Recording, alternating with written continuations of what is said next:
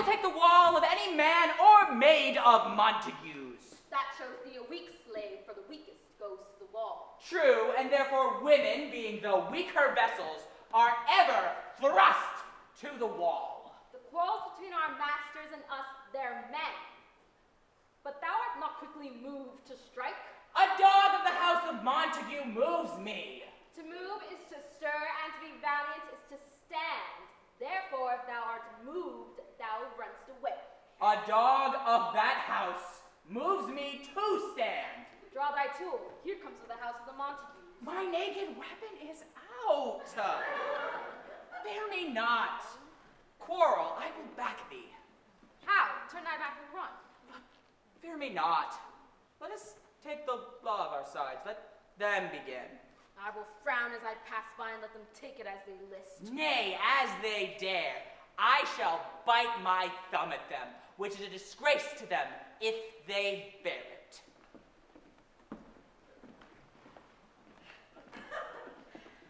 Do you bite your thumb at us, sir? I do bite my thumb, sir. Do you bite your thumb at us, sir? Is the law of our sides if I say I? No. No, sir! I do not bite my thumb at you, sir. But I do bite my thumb, sir. Do you quarrel, sir? Quarrel, sir? No, sir. If you do, sir, I am for you, for I serve as good a man as you. No better. Well, sir. Say better. Here comes one of my master's kinsmen. Yes. Better. You lie. Come, if you be men. Gregory, remember thy washing below.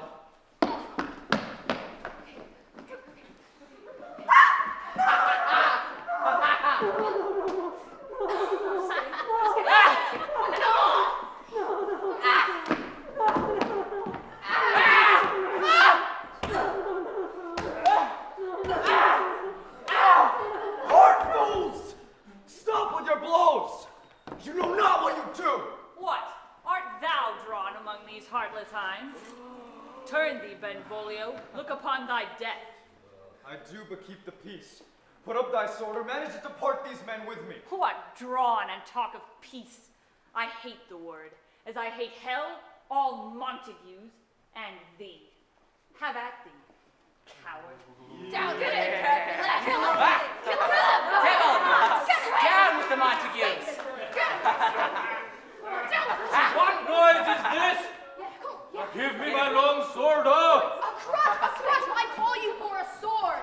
My sword, I say, old Montague's tongue! Villain capitalist, only not let me go! Thou shalt not stir a foot to seek a foe! Rebellious subjects, enemies to peace! Will they not hear?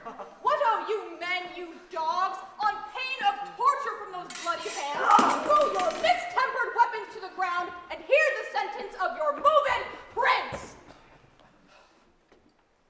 3 civil brawls, bred of an airy word, by thee, old Capulet and Montague, have thrice disturbed the quiet of our streets.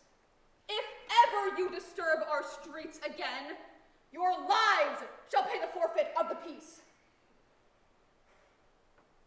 For this time all the rest depart away. You, Capulet, shall go along with me. And Montague, come you this afternoon. Once more, on pain of death, all men depart.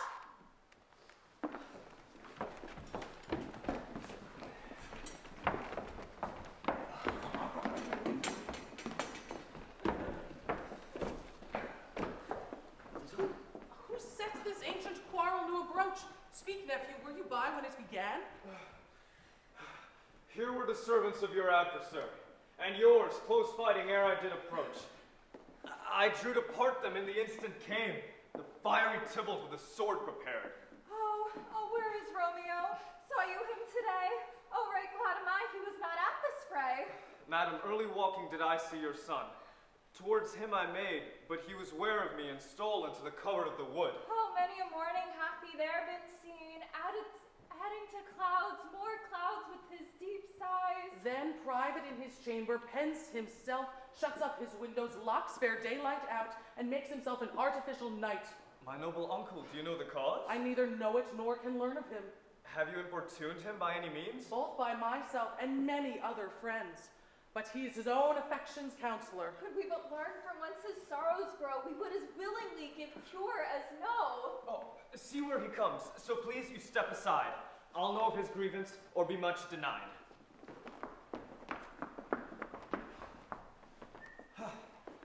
Good morrow, cousin.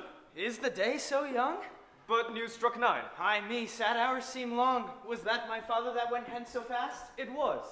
What sadness lengthens Romeo's hours? Not having that which having makes them short. In love. Out Of love. of her favor where I am in love. Alas, that love, so gentle in his view, should be so tyrannous and rough in proof. Alas, that love, whose view is muffled still, should without eyes see pathways to his will. Where shall we dine?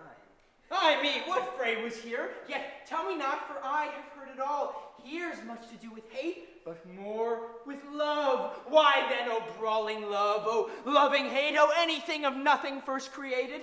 This love feel I, that feel no love in this. Dost thou not laugh?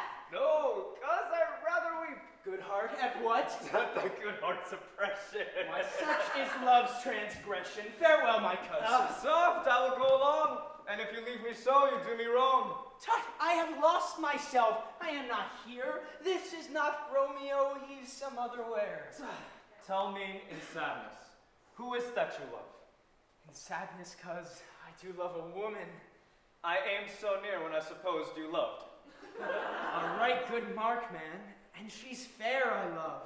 A right fair mark, fair cause, is soonest hit. Well, in that hit you miss. She'll not be hit with Cupid's arrow. She hath Dian's wit, and in strong proof of chastity well armed, from love's weak childish bow she lives uncharmed. Then she hath sworn that she will still live chaste? She hath, and in that sparing makes huge waste. She hath forsworn to love, and in that vow do I live dead that live to tell it now. Be ruled by me, forget to think of her. Oh, teach me how I should forget to think. By giving liberty unto thine eyes, examine other beauties. Farewell, thou canst not teach me to forget. I'll obey that doctrine, or else die in debt. Montague is bound as well as I, in penalty alike. And 'tis not hard, I think, for men so old as we to keep the peace. Of honorable reckoning are you both, and pity 'tis you've lived at odds so long. But now, my lord, what say you to my suit? But saying o'er what I have said before, my child is yet a stranger in the world. Let 2 more summers wither in their pride, ere we may think her right to be a bride. Younger than she, our happy mother's maid. And too soon marred are those so early made. But woo her, gentle Paris, get her heart. My will to her consent is but a part. This night I hold an old accustomed feast, whereto I have invited many a guest, such as I love. And you among the store. One more most welcome makes my number more. Come go with me. Sirrah, go trudge about through fair Verona, find those persons whose names are written there. And to them say my house and welcome on their pleasure stay. Let's go. Come with me.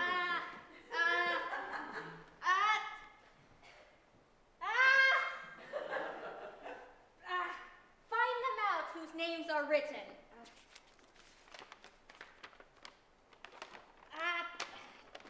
Here it is written that the fisher should meddle with his pencil and the painter with his net. But I cannot find what names the writing person here have writ. I must have learned it in good time. Tut, man, one fire burns out another's burning. One pain is lessened by another's anguish. Take thou some new infection to the eye, and the rank poison of the old will die. Your plantain leaf is excellent for that. For what, I pray thee? For your broken shin.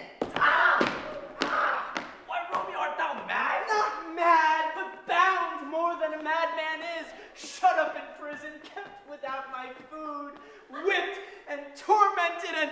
Good e'en, good fellow. Happy Goodine. I pray, sir, can you read? I, mine own fortune in my misery. Perhaps you have learned it without book, but I pray, sir, can you read anything you see? Aye, if I know the letters and the language. Ah, you speak honestly. Rush you, Mary. Stay, fellow, I can read. Oh! Signor Martino and his wife and daughter, County Anselm and his beauteous sisters, Signor Placencio and his lovely nieces, Mercutio and his brother Valentine, mine uncle Capulet, his wife and daughters, my fair niece Rosaline. Signor Valencio and his cousin Tybalt, Lucio and the lively Helena. A fair assembly, whither should they come? Up! Whither? To supper? To our house! Whose house? My master's? Indeed, I should have asked you that before. Now I'll tell you without asking. My master is the great rich Capulet. Oh, and if you be not of the house of Montagues, I pray come and crush a cup of wine. Rush you, Mary! At the same ancient feast of Capulet sups the fair Rosaline whom thou so lovest. Go thither, and with unobtainted eye, compare her face with some that I shall show, and I will make thee think thy swan a crow. One fairer than my love? The all-seeing sun ne'er saw her match since the world first begun. Tut, you saw her fair, none else being by, herself poised with herself and either eye. But in that crystal scales let there be weighed your lady's love against some other maid, that I will show you shining at this feast, and she shall scant show well that now shows best. Nurse, where's my daughter? Call her forth to me. Now by my maidenhead, a 12-year-old, I bade her come. What lamb? What ladybird? God forbid, where's this girl? What Juliet? How now, who calls? Your mother. Madam, I am here. What is your will? This is the matter. Nurse, give leave a while. We must talk in secret. Nurse, come back again! I have remembered me. Thou'st hear our counsel. Thou knowest my daughter's of a pretty age. Faith, I can tell her age unto an hour. She's not 16. I'll lay 16 of my teeth, she's not 16. How long's it now to Lammas tide? A fortnight and odd days. Even or odd of all the days in the year, come Lammas Eve at night shall she be 16. Susan and she, God rest all Christian souls. We're of an age. Well, Susan is with God. She was too good for me. But, as I said, on Lammas Eve at night shall she be 16, that shall she marry, I remember it well. 'Tis since the earthquake now 13 years, and she was weaned. I never shall forget it. Of all the days of the year, upon that day, for I had then laid wormwood to my dove, sitting in the sun, under the dove house wall, my lord and you were then at Mantua, nay, I do bear a parade. But, as I said, when it did taste the wormwood on the nibble of my duck, and felt a bitter pretty fool to see it tetchy and fall out with the duck. And since that time it is 13 years. For then she could stand alone, nay by the root she could have run and waddled all about. For even the day before she broke her brow, and then my husband, God be with his soul, was a merry man, took up the child, yea, quoth he, dost thou fall upon thy face? Thou wilt fall backward when thou hast more wit. Wilt thou not, Jewel? And by my holy dam, the pretty wretch left crying, and said, to see now how a jest shall come about. I warrant that I shall live 1,000 years, I never should forget it. Wilt thou not, Juliet, quoth he? Pretty fool, it stinted, and said I. Enough of this, I pray thee, hold thy peace. Yes, madam. Yet I cannot choose but laugh. To think it should leave crying and say I. And yet I warrant it had upon its brow a bump as big as a young cockerel's stone, a perilous knock, and it cried bitterly. Yea, quoth my husband, fall'st upon thy face? Thou wilt fall backward when thou comest to age. Wilt thou not, Jewel? It stinted and said I. And stint thou too, I pray thee, nurse, say I. Oh, peace I have done, God mark thee to his grace. Thou wast the prettiest babe that e'er I nursed, and I might live to see thee married once. I have my wish. Mary, that Mary is the very theme I came to talk of. Tell me, daughter Juliet, how stands your disposition to be married? It is an hour that I dream not of. An hour, were not I thine only nurse, I would say thou hadst sucked wisdom from my teat. Well, think of marriage now. younger than you here in Verona, ladies of esteem are made already mothers. By my count, I was your mother much upon these years that you are now a maid. Thus then, in brief, the valiant Paris seeks you for his love. A man, young lady, such a man is all the world. Why, he's a man of wax. Verona summer hath not such a flower. Nay, a flower, in faith, a very flower. What say you? Can you love the gentleman? This night you shall behold him at our feast. Read o'er the volume of young Paris's face and find delight writ there with beauty's pen. Examine every several lineament and see how one another lends content. And what obscured in this fair volume lies, find written in the margins of his eyes. So shall you share all that he doth possess by having him making yourself no less. No less, nay bigger. Women grow by men. Speak briefly. Can you like a Paris love? I'll look to like, if looking liking move. Madam! The guests are come, supper served up. You called, my young lady asked for. The nurse cursed in the pantry, and everything in extremity. I must hence to wait, I beseech ye follow straight. We follow thee. Juliet, the county stays. Go, girl, seek happy nights to happy days. What shall this speech be spoke for our excuse, or shall we on without apology? The date is out of such prolixity. But let them measure us by what they will. We'll measure them a measure and be gone. Give me the torch, I am not for this ambling. Being but heavy, I will bear the light. Nay, gentle Romeo, we must have you dance. Not I, believe me. You have dancing shoes with nimble soles. I have a soul of lead, so stakes me to the ground, I cannot move. You are a lover. Borrow Cupid's wings and soar with them above a common bough. I am too sore and pierced with his shaft. Under love's heavy burden do I sink. And to sink in it, should you burden love, too great oppression for a tender thing. Is love a tender thing? It is too rough, too rude, too boisterous, and it pricks like thorn. If love be rough with you, be rough with love! Prick love for pricking, and you beat love down. Give me a case to put my visage in. A visor for a visor. What care I, what curious eye doth quote deformities? Here are the beetle brows shall blush for me. Come knock and enter no sooner in, but every man betake him to his leg. A torch for me. Let wantons, light of heart, tickle the senseless rushes with their heels. Come, we burn daylight, ho! Nay, that's not so. I mean, sir, in delay, we waste our lights in vain. Lights by day. And we mean well in going to this mask, but 'tis no wit to go. Why, may one ask? I dreamt a dream tonight. So did I. Well, what was yours? That dreamers often lie. In bed asleep while they do dream things true. Oh, then I see Queen Mab hath been with you. Queen Mab? What's she? She is the fairies' midwife, and she comes in shape no bigger than an agate stone, drawn with a team of little atomine athwart men's noses while they lie asleep. Her wagon spokes are made of long spinners' webs, her cover of the wings of grasshoppers, her collar of the moonshine's watery beam. Her wagoner is a small gray-coated fly, not half so big as is a little worm.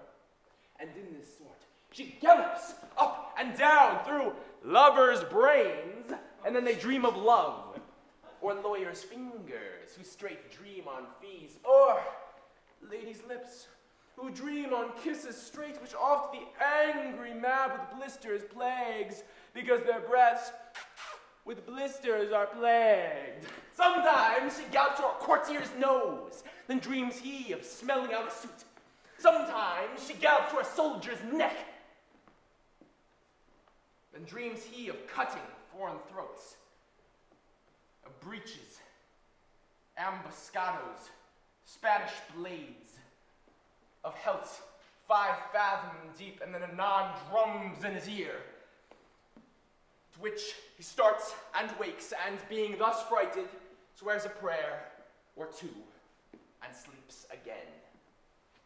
This is that very Mab, that plaits the manes of horses in the night, and bakes the elf locks in foul sluttish hairs, which once untangled, much misfortune bodes. This is the hag that when maids lie on their backs, presses them and learns them first to bear, making them women of good carriage. This is she. Peace, peace, Mercutio, peace. Thou talkst of nothing. True. I talk of dreams, which are the children of an idle brain begot of nothing but vain fantasy, which is as thin a substance as the air, and more inconstant than the wind. This wind you talk of blows us from ourselves. Supper is done and we shall come too late. I fear too early, for my mind misgives some consequence yet hanging in the stars. But he that hath the steerage of my course direct my suit. On, lusty gentlemen! Strike drum!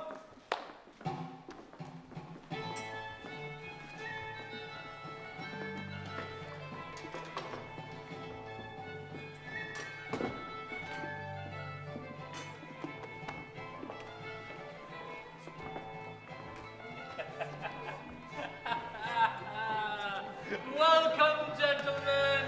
Oh, my mistresses, which of you all will now deny to dance? She that makes dainty, she I will swear hath corns. Am I come near ye now? Welcome, gentlemen. I have seen the day that I have worn a visor, and could tell a whispering tale in a fair lady's ear, such as would please. 'Tis gone, 'tis gone. 'Tis gone. You are welcome, gentlemen. Come, musicians, play.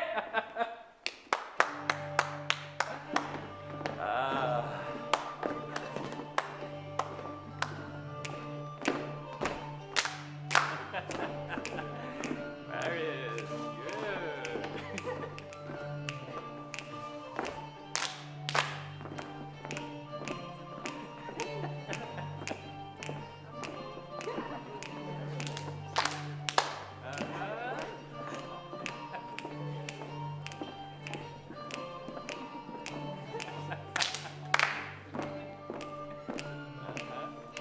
Hey!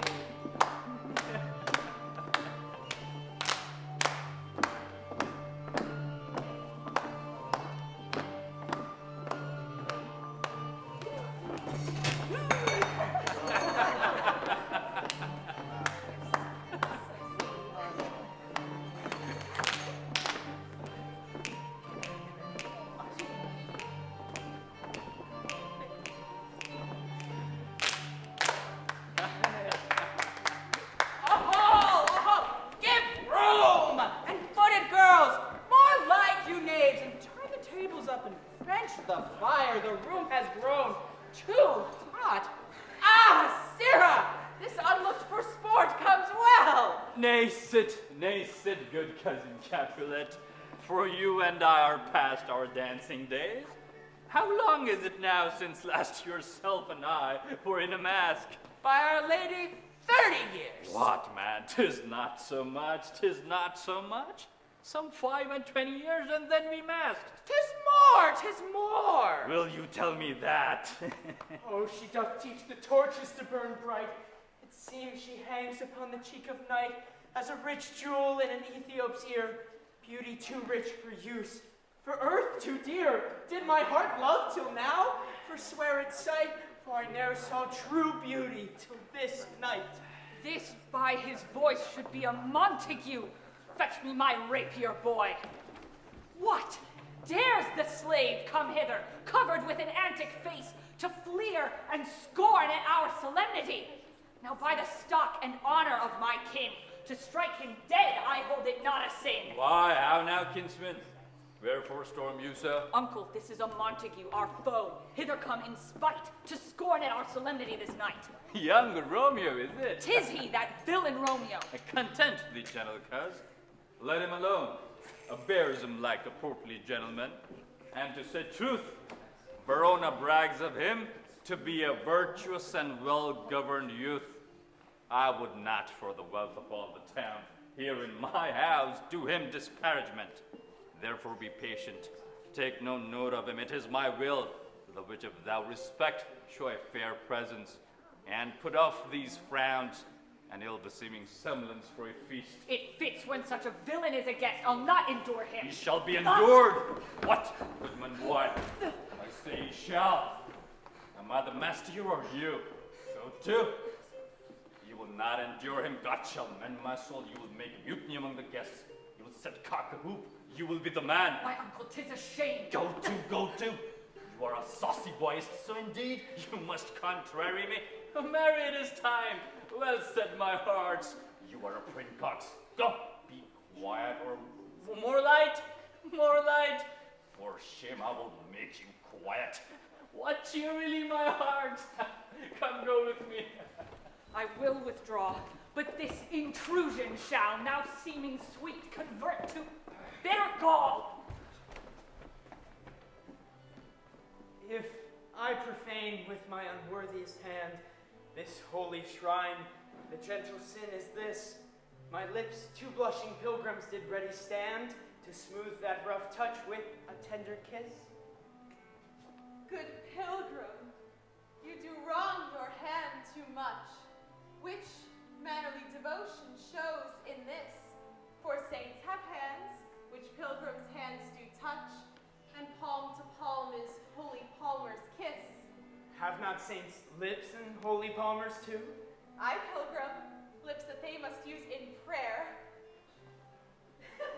Oh, then, dear saint, let lips do what hands do. They pray, grant thou, lest faith turn to despair. Saints do not move, though grant for prayer's sake. Then move not, while my prayer's effect I take.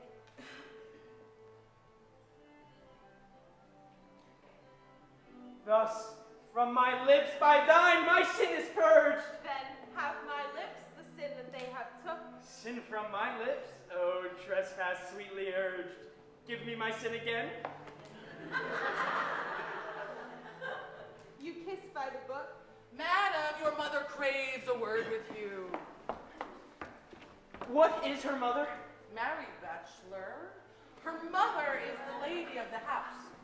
I nursed her daughter that you talked withal. I tell you, he that can lay hold of her shall have the chinks. Is she a Capulet? Oh, dear account, my life is my foe's debt. Away! Be gone! The stand is at the best. Aye, so I fear the more is my unrest. Nay, gentlemen, prepare not to be gone. We have a trifling foolish banquet towards. Is it e'en so? Why, then I thank you all. I thank you, honest gentlemen. Good night. Come hither, nurse. What is yon gentleman? I know not. Go ask his name. If he be married, my grave is like to be my wedded bed.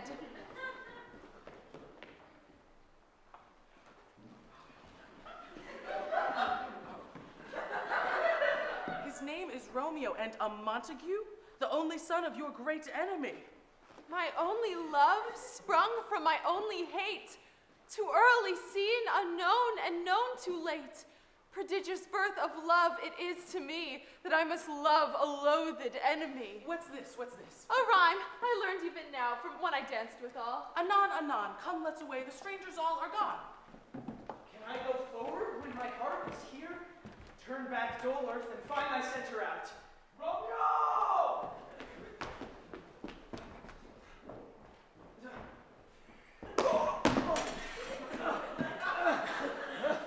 Oh, my cousin Romeo! Romeo! He is wise, and on my life hath stolen home to bed. He ran this way and leapt this orchard wall. Call, good Mercutio. Nay, I shall conjure too. Romeo, humors, passion, madman, lover. Appear thou in likeness of a sigh. Speak but one rhyme, and I am satisfied. Cry me, but I me. Pronounce me, but love and dove. Speak to my gossip Venus one fair word. He heareth not, he stirreth not, he moveth not. The ape is dead. I must conjure him. I conjure thee by Rosaline's bright eyes. by her high forehead and scarlet lip, by her fine foot, straight leg, and quivering thigh, and the domains that there adjacent lie, that thou appear to us. And if he hear thee, thou wilt anger him. This would not anger him. 'Twould anger him to raise a spirit of some strange nature in his mistress' circle, letting it there stand till she had laid it and conjured it down. That were some spite. My invocation was fair and honest, and in his mistress' name, I speak only but to raise up him. Come, he hath hid himself among these trees to be consorting with the humorous night. Blind is his love, and best befits the dark. If love be blind, love cannot hit the mark. Oh, Romeo, oh, that she were an open arse, and thou a paupering pear. Good night, Romeo. I'll to my truckle bed. This field bed is far too cold for me to sleep. Come, shall we go? Go then, for 'tis in vain to seek him here. That means not to be found. He jests at scars that never felt a wound. But soft, what light through yonder window breaks? It is the east, and Juliet is the sun. Arise, fair sun, and kill the envious moon, who is already sick and pale with grief, that thou, her maid, art far more fair than she. Be not her maid, since she is envious.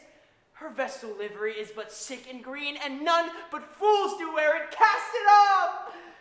It is my lady. Oh, it is my love. Oh, that she knew she were. She speaks, yet she says nothing. What of that?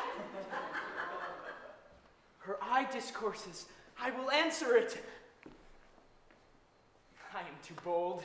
'Tis not to me she speaks.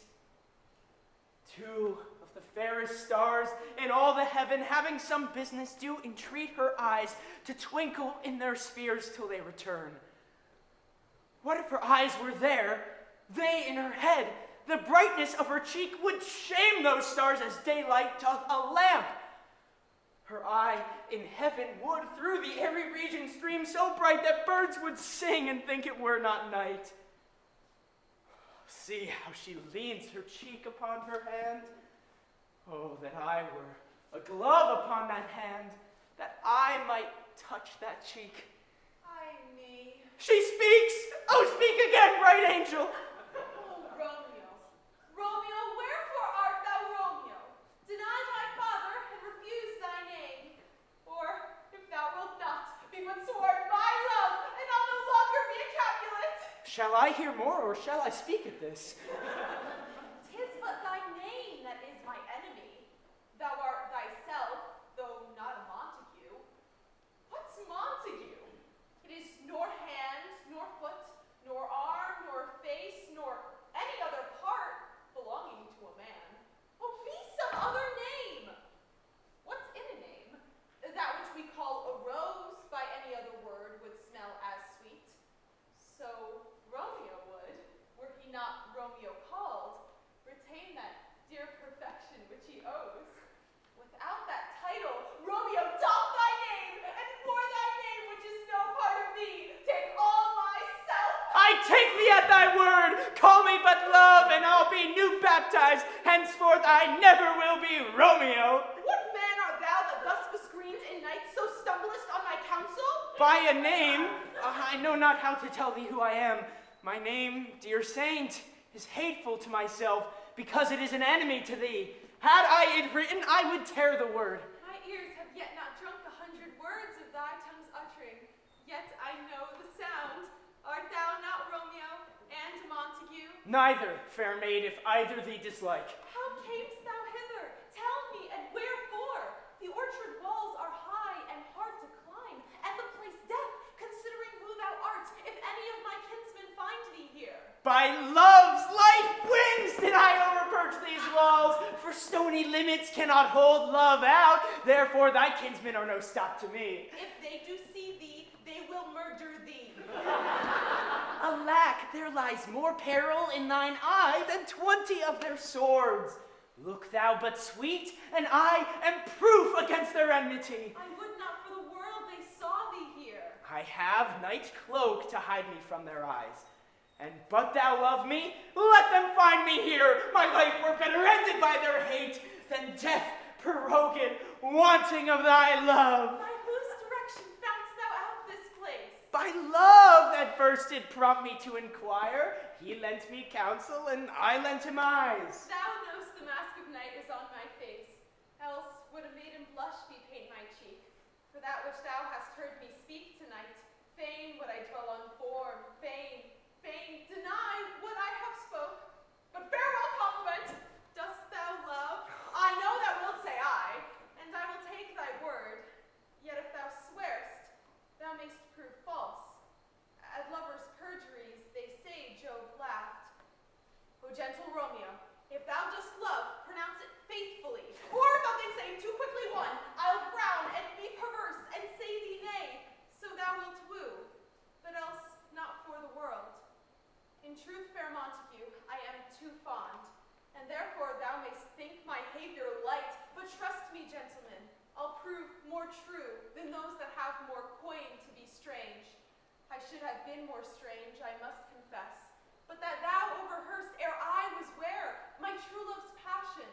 Therefore pardon me, and not impute this yielding to light love, which the dark night hath so discovered. Lady, by yonder moon I vow that tips with silver all these fruit tree tops. Oh, swear not by the moon, the inconstant moon, which monthly changes in her circled orb, lest that thy love prove likewise variable. What shall I swear by?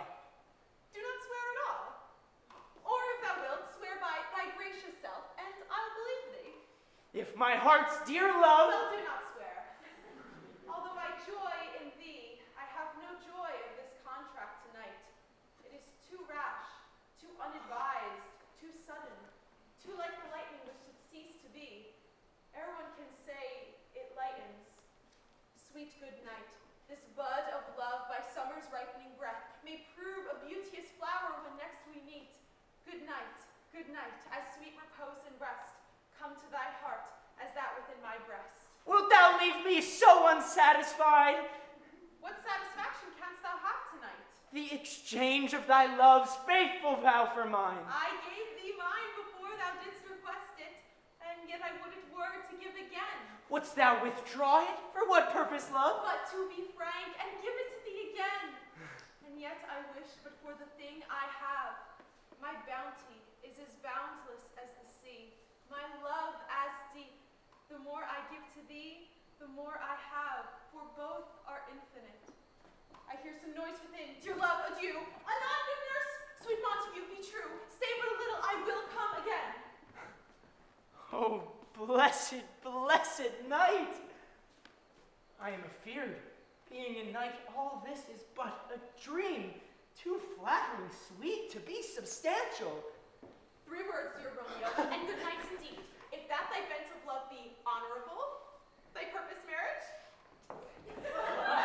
send me word tomorrow by one that I'll procure to come to thee, where and what time thou wilt perform the rite, and all my fortunes at thy foot I'll lay, and follow thee, my lord, throughout the world. Madam. I come anon, but if thou mean'st not well, I do beseech thee. Madam. By and by I come, to cease thy strife and leave me to my grief. Tomorrow will I send. So thrive my soul. 1,000 times good night. 1,000 times the worse to want thy light. Romeo, It is my soul that calls upon my name. Romeo, My sweet, what o'clock tomorrow shall I send to thee? by the hour of 9. I will not fail. 'Tis 20 years till then. I have forgot why I did call thee back. Let me stand here till thou remember it. I shall forget to have thee still stand there, remembering how I love thy company. And I will still stay, to have thee still forgetting any other home but this. 'Tis almost morning. I would have thee gone. Good night. Good night.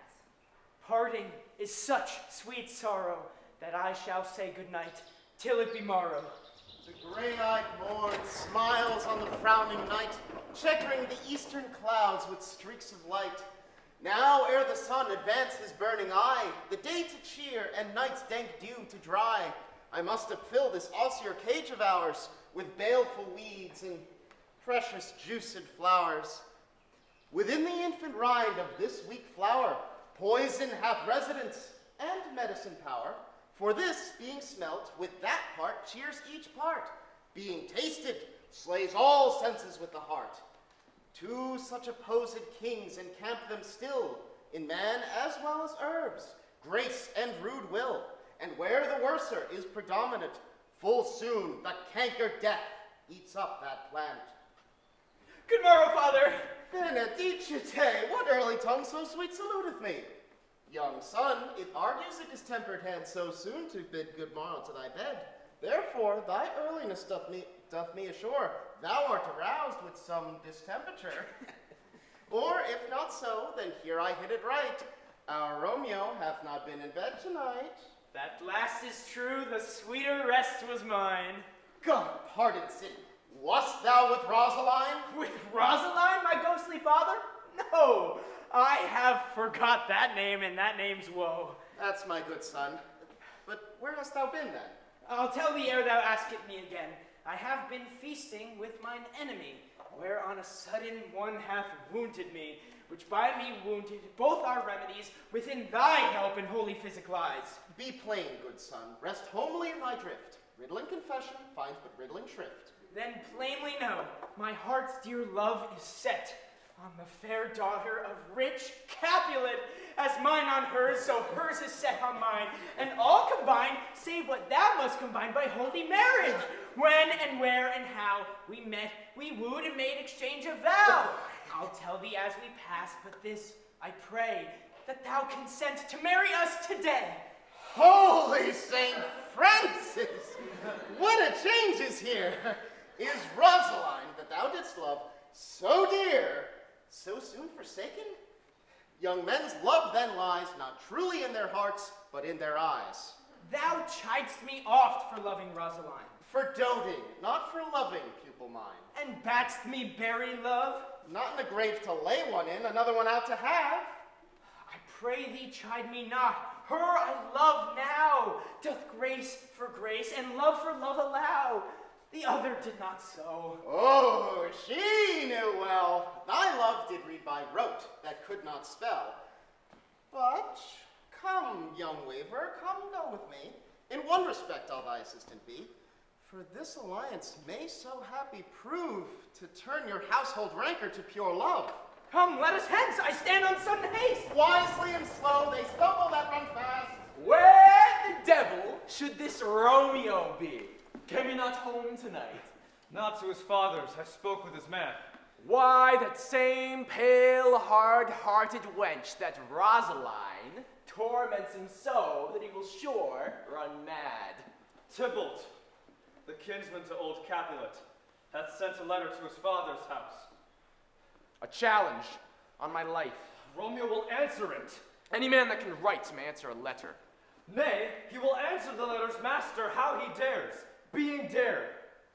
Alas, poor Romeo, he is already dead, stabbed with the white wench's black eye, run through the ear with the love song, the very pin of his heart, cleft with the blind bow boy's butt shaft. And is he a man to encounter Tybalt? Why, what is Tybalt? More than a prince of cats.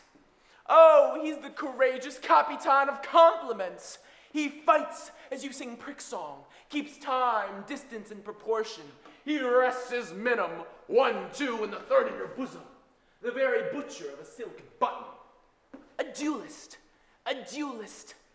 a gentleman of the very first house, of the very first and second cause. Ah, the immortal passado, the punto reverso, the height. The what? The pox of such antic lisping affecting phantasms, these new tuners of accent.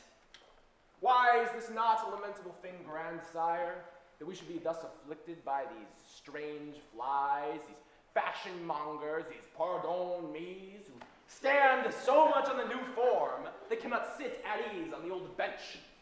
Here comes Romeo! Here comes Romeo! Without his roe, like a dried herring. Oh, flesh, flesh, how art thou fishified? Signor Romeo, bonjour. there's a French salutation for your French slap. You gave us the counterfeit fairly last night. Good morrow to you both. What counterfeit did I give you? The slip, sir, the slip. Can you not conceive?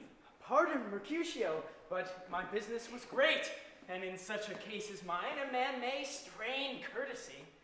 That is to say, such a case as yours constrains a man to bow in the hands. Meaning to curtsy. Thou hast most kindly hit it. A most courteous exposition. I am the very pink of courtesy. Pink for flower. Right. Why then is my pump well flowered? Oh, come between us, good Benvolio, my wits faint. Switch and spurs, or I'll cry a match. Nay, if our wits run the wild goose chase, I am done. For thou hast more of the wild goose in one of thy wits than I am sure I have in my whole 5. Was I with you there for the goose?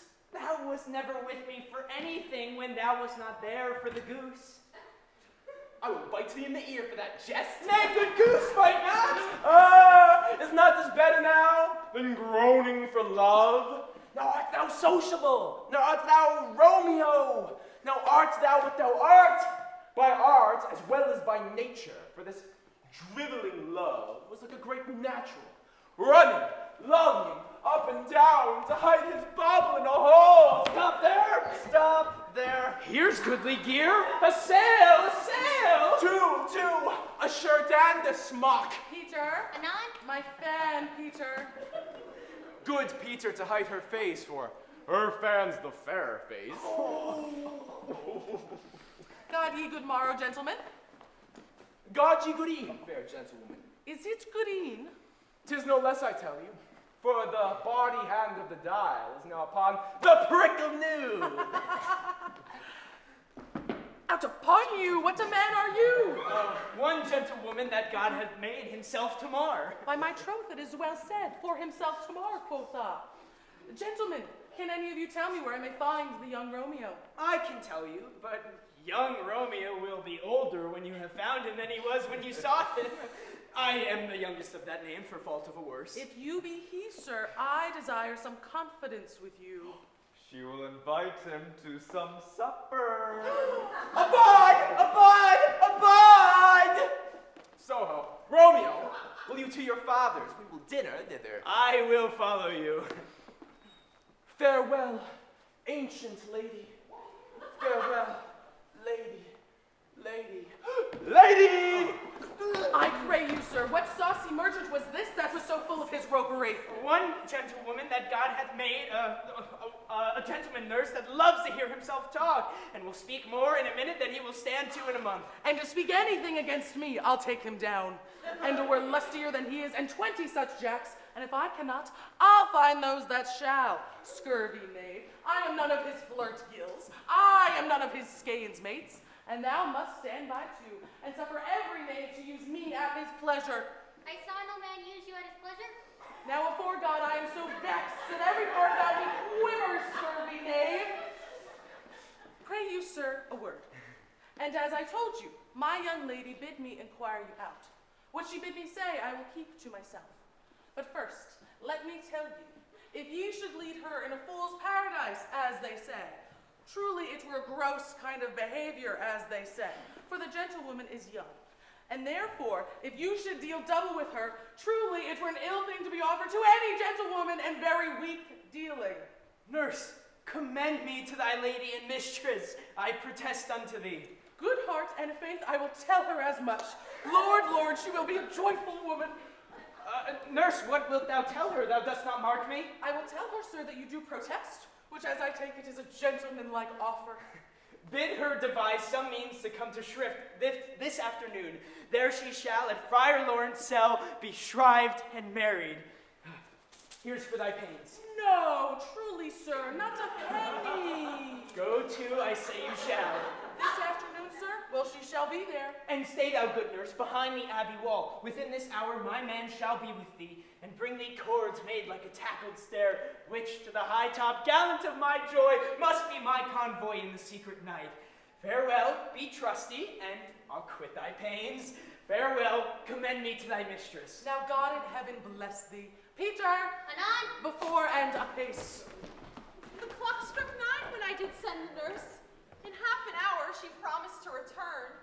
Perchance she cannot meet him. Oh, that's not so. Oh, she is lame. La's herald should be thoughts, which 10 times faster glides than the sun's beams, driving back shadows over lowering hills. Therefore do nimble pinioned doves draw love, and therefore hath the wind-swift Cupid wings. Now is the sun upon the high-most hill, and from this day's journey, from 9 till 12, 3 long hours, yet she is not come. Had she affections and warm youthful blood, she would be in swift in motion as a ball. My words would bandy her to my sweet love, and his to me. But old folks, many feign as if they were dead. Unwieldy, slow, heavy, and pale as lead. Oh, God, she comes! Oh, honey nurse, what news? Hast thou met with him? Send thy man away. Teacher, stay at the gate. Now good, sweet nurse. Oh, Lord, why lookest thou sad? Though news be sad, yet tell them merrily. If good, thou shamest the music of sweet news by playing it to me with so sour a face. I am weary. Give me leave a while. Fie, how my bones ache. What a jaunt have I had. I wouldst, thou hast my bones, and I thy news. Now come, I pray thee, nurse, speak. Good nurse, speak. Jesu, what haste, can you not stay a while? Do you not see that I am out of breath? How art thou out of breath, when thou hast breath, to say to me that thou art out of breath? The excuse that thou dost make in this delay is longer than the tale thou dost excuse. Is thy news good or bad? Answer to that. Say either, and I'll stay the circumstance.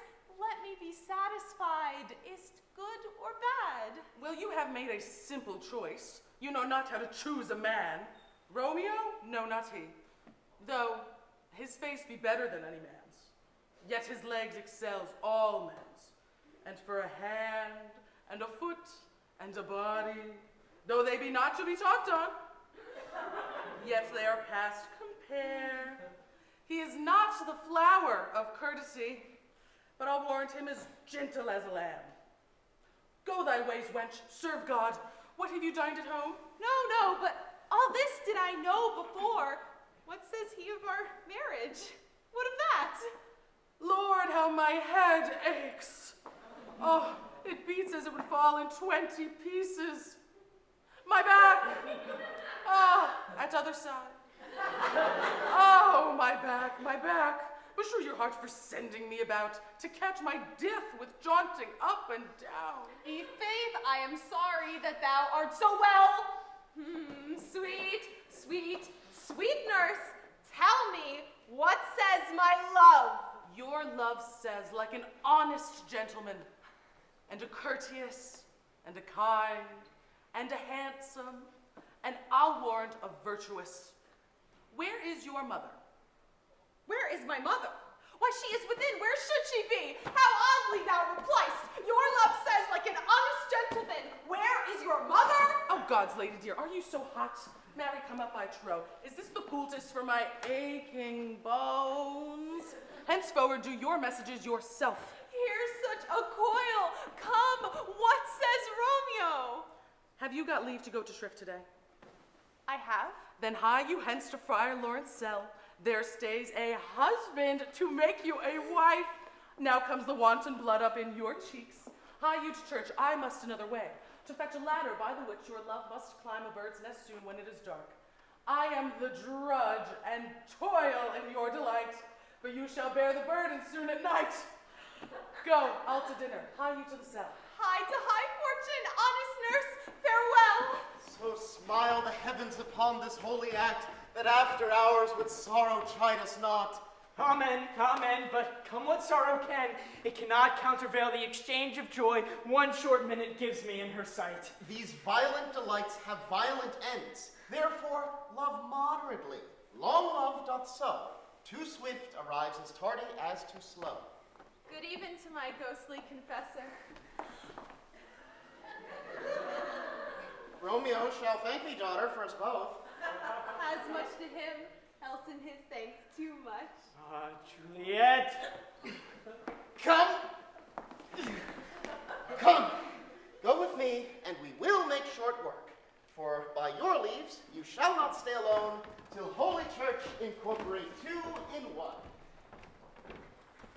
I pray thee, good Mercutio, let's retire.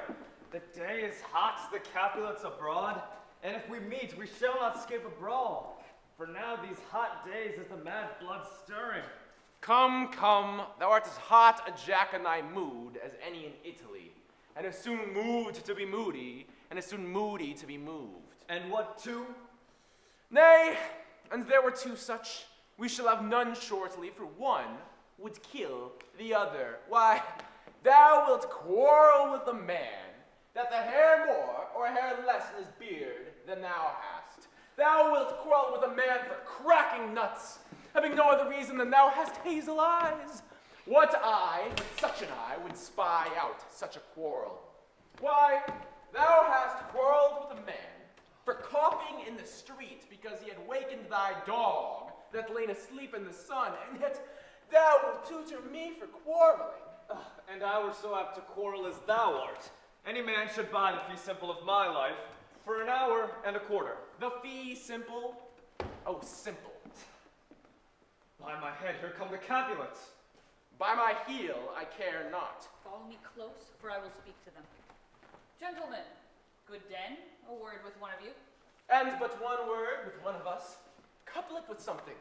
Make it a word and a blow. You shall find me apt enough to that, sir, and you will give me occasion. Could you not take some occasion without giving? Mercutio, thou consortst with Romeo. Consort! What dost thou make us? Minstrels? And do thou make minstrels of us? Look to hear nothing but discords. Here's my fiddlestick. Here's that shall make you dance. Come, consort! We talk here in the public haunt of men. Either withdraw unto some private place, or reason coldly of your grievances, or else depart. Here all eyes gaze on us. Men's eyes are made to look, and let them gaze. I will not budge for no man's pleasure eye. Well, peace be with you, sir. Here comes my man. But I'll be hanged, sir, if you wear your livery. Romeo, the love I bear thee can afford no better term than this. Thou art a villain. Tybalt, the reason that I have to love thee doth much excuse the appertaining rage to such a greeting. Villain am I none. Therefore, farewell, I see thou know'st me not. Boy, this shall not excuse the injuries that thou hast done me. Therefore turn and draw. I do protest I never injured thee, but love thee better than thou canst devise, till thou shalt know the reason of my love. And so, good Capulet, which name I tender as dearly as my own, be satisfied. Oh, come, dishonorable, vile submission, Elasticata carries it away. Tybalt, you rat catcher, will you walk? What wouldst thou have with me? Good king of cats, not but one of your 9 lives, which I mean to make bold withal. And, as you use me hereafter, dry beat the rest of the 8. I am for you.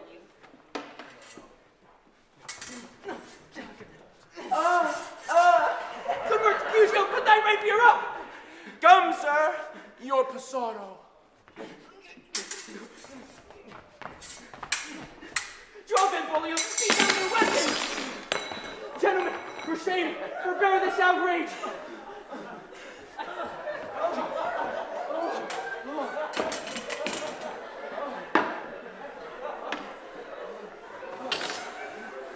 Come, sir.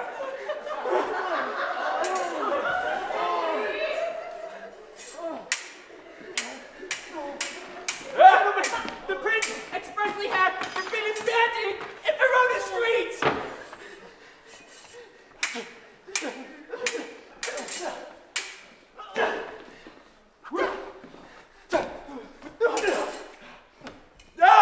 Oh, Tybalt!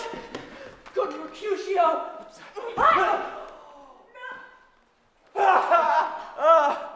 I'm hurt. A plague of both your houses.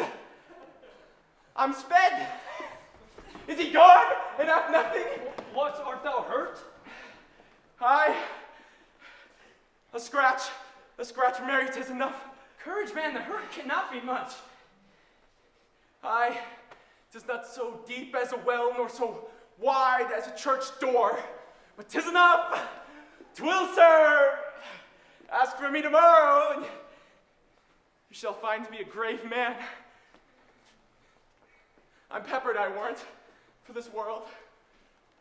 Ah, plague of both your houses! What? A dog, a rat, a mouse, a cat to scratch a man to death? A braggart, a rogue, a villain that fights by the book of arithmetic.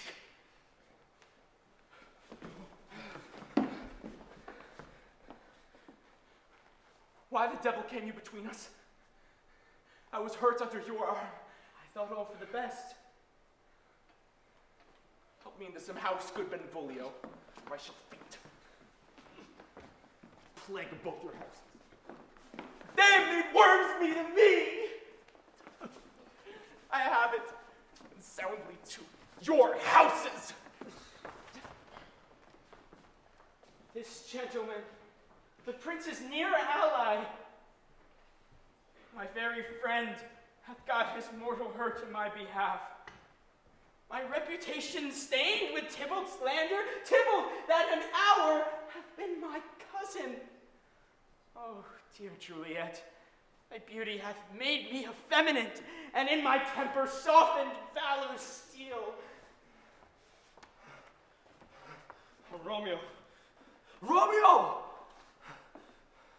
Good Mercutio's dead.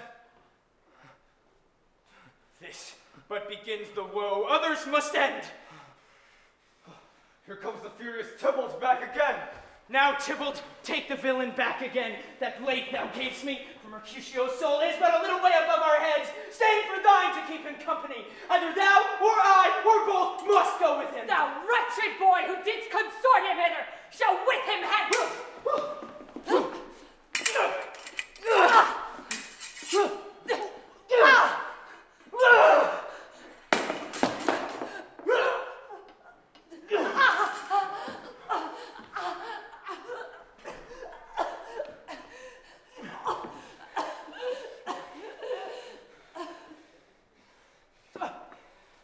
Romeo, away! Begone! Stand not amazed, the prince will doom thee death. If thou art taken hence, begone, away! Oh, I'm fortune's fool. Why dost thou stay? Where are the vile beginners of this fray? O noble prince, I can discover all the unlucky manage of this fatal brawl. There lies the man slain by young Romeo that slew thy kinsman, brave Mercutio. Tybalt? My cousin? Oh, my brother's child! Oh, prince, oh, cousin, husband! Oh, the blood is spilled of my dear kinsman! Princess, thou art true, for blood of ours shed blood of Montague! Oh, cousin, cousin! Benvolio, who began this fray? Tybalt here slain, whom Romeo's hand did slay. Romeo, that spoke him fair and urged with all your high displeasure. All this uttered with gentle breath, calm look, knees humbly bowed, could not take truce with the unruly spleen of Tybalt's deaf to peace, but that he tilts with piercing steel at bold Mercutio's breast, who all as hot turns deadly point to point. Romeo, he cries aloud, hold friends, friends part, and twixt them rushes underneath whose arm an envious thrust from Tybalt in the life of stout Mercutio. And then Tybalt fled. But by and by comes back to Romeo, who had but newly entertained revenge, and to which they go like lightning. For ere I could draw to part them, was stout Tybalt slain. And as he fell, did Romeo turn and fly. This is the truth, or let Benvolio die. He is a kinsman to the Montague! Affection makes him false, he speaks not true! Some 20 of them fought in this black strife, and all those 20 could but kill one life. I beg for justice which thou, prince, must give.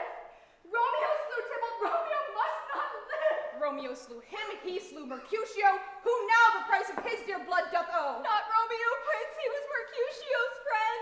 His fault concludes but what the law should end the life of Tybalt. And for that offense, immediately do we exile him hence. blood for your rude brawl doth lie a-bleeding. But I'll amerce you with so strong a fine that you shall all repent the loss of mine. It will be deaf to pleading and excuses, nor tears nor prayers shall purchase out abuses. Therefore use none. Let Romeo hence in haste. Else when he is found, that hour is his last.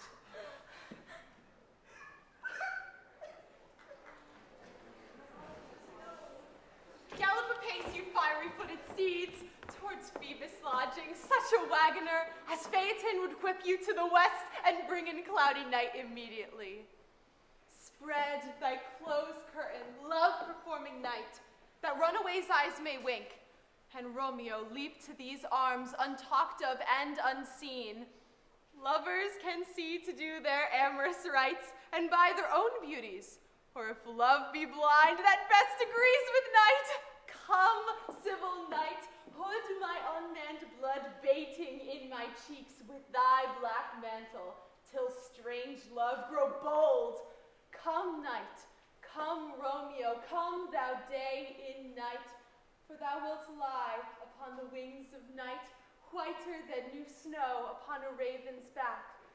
Come, gentle night, come, loving, black-browed night, give me my Romeo, and when I die, take him and cut him out in little stars, and he will make the face of heaven so fine that all the world will be in love with night and pay no worship to the garish sun.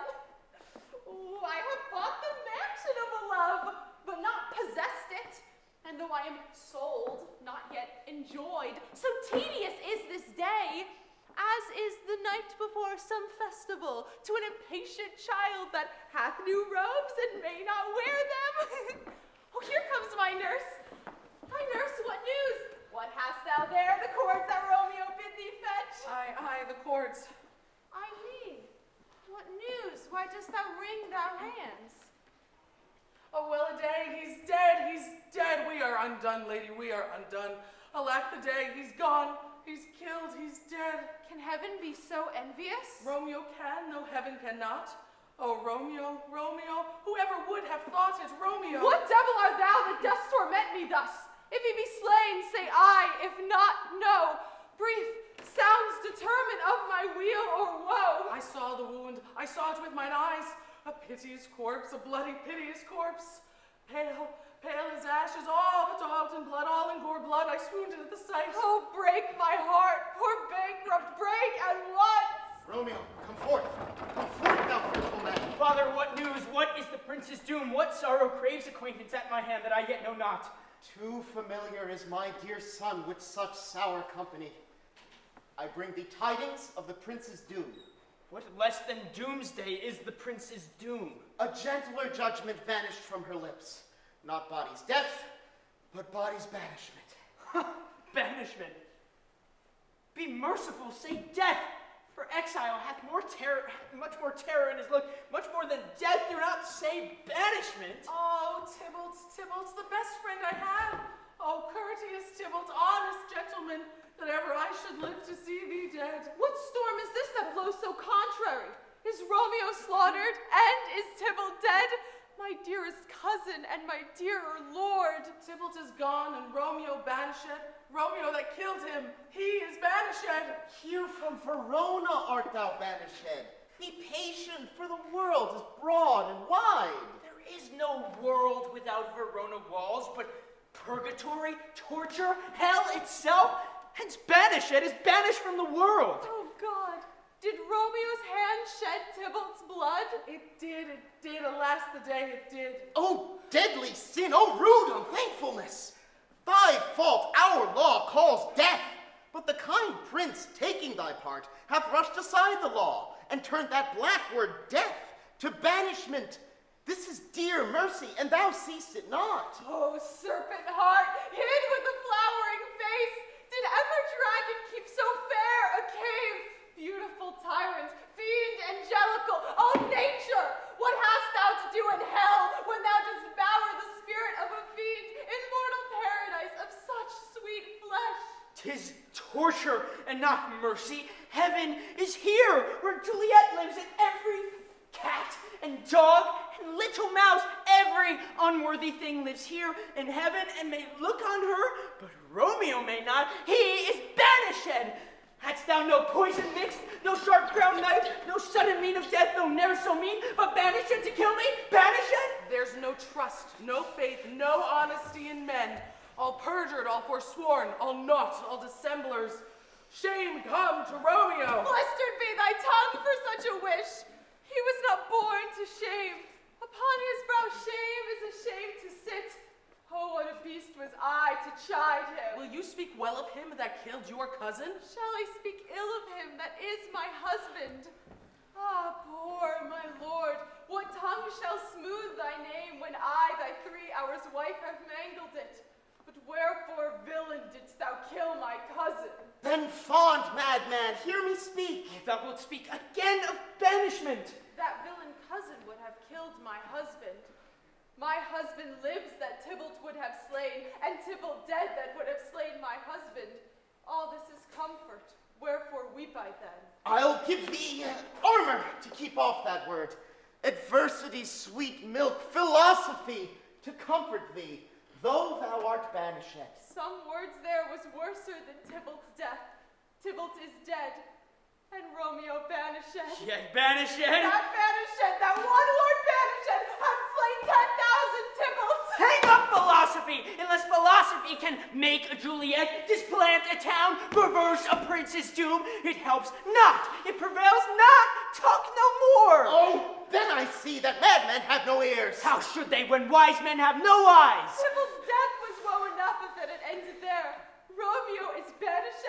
To speak such a word is father, mother, Tybalt, Romeo, Juliet, all slain, all dead. Romeo is banished. There is no end, no limit, measure, bound. In that word's death, no words can that woe sound. Let me dispute with thee of thy estate. Thou canst not speak of that thou dost not feel. Wert thou as young as Juliet, my love, an hour but married, Tybalt murdered, doting like me, and like me banished, then mightst thou speak, then mightst thou tear thy hair, and fall upon the ground as I do now, taking the measure of an unmade grave. Take up those cords, poor ropes you are beguiled, both you and I, for Romeo is exiled. He made you for a highway to my bed, but I a maid, die maiden widowed. Oh, tell me, friar, tell me, in what vile part of the anatomy doth my name lodge? Come, cords, come, nurse, I'll to my wedding bed, and death not Romeo, take my maiden head. Tell me, so that I may sack the hateful mansion. No! Hold thy desperate hand! Art thou a man? Thy wild acts denote the unreasonable fury of a beast! Thou hast amazed me. By my holy order, I thought thy disposition better tempered. What? Rouse thee, man! Thy Juliet is alive. There art thou happy. Tybalt would kill thee, but thou slewest Tybalt. There art thou happy. The law that threatened death became thy friend and turned it to exile. There art thou happy. A pack of blessings light upon thy back. Happiness courts thee in her best array, but like a misshapen and sullen wench, thou frownest upon thy fortune and thy love.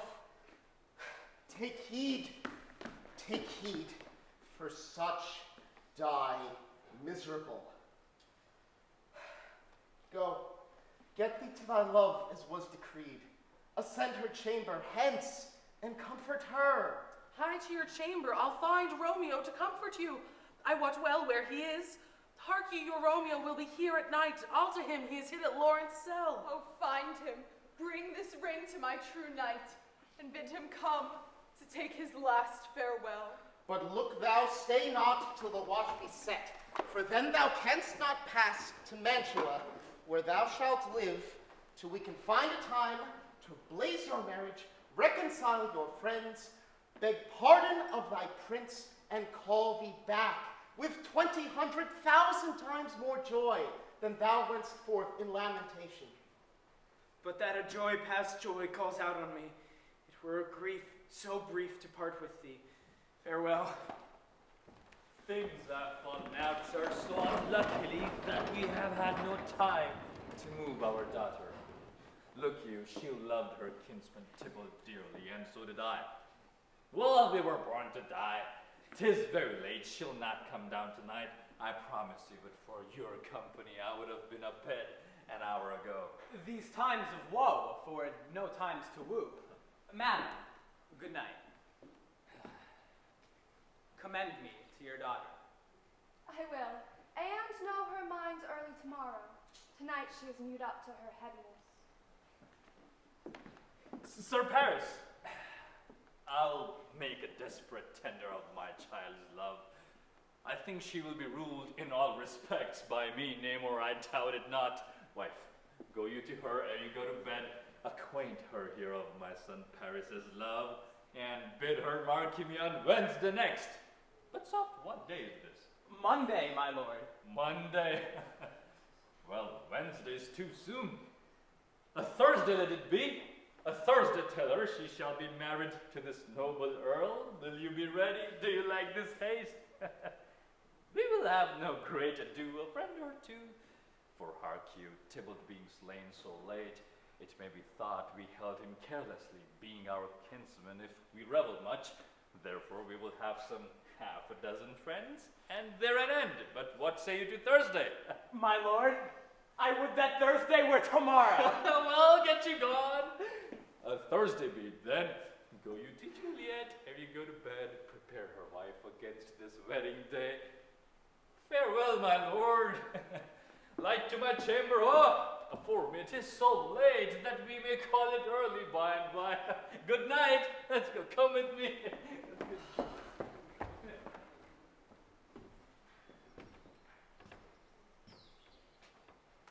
Wilt thou be gone? It is not yet here day. It was the nightingale, and not the lark that pierced the fearful hollow of thine ear. Believe me, love, it was the nightingale. It was the lark, the herald of the morn, no nightingale. Look, love, what envious streaks do lace the severing clouds in yonder east. I must be gone and live, or stay and die. Yonder light is not daylight, I know it I. It is some meteor that the sun exhales, to be to thee on this night a torch-bearer, and light thee on thy way to Mantua.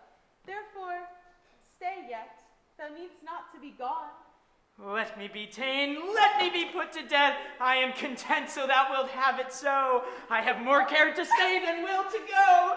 Come death and welcome, Juliet wills it so. How is my soul? Let's talk, it is not day. It is. It is. I hence be gone away. It is the lark that sings so out of tune. Some say the lark makes sweet division. This doth not so, for she divideth us. Oh, now be gone, more light and light it grows. More light and light, more dark and dark our woes. Madam, Nurse, your lady mother is coming to your chamber. The day is broke. Be wary. Look about. then window let day in, and let life out. Farewell, farewell. One kiss and I'll descend.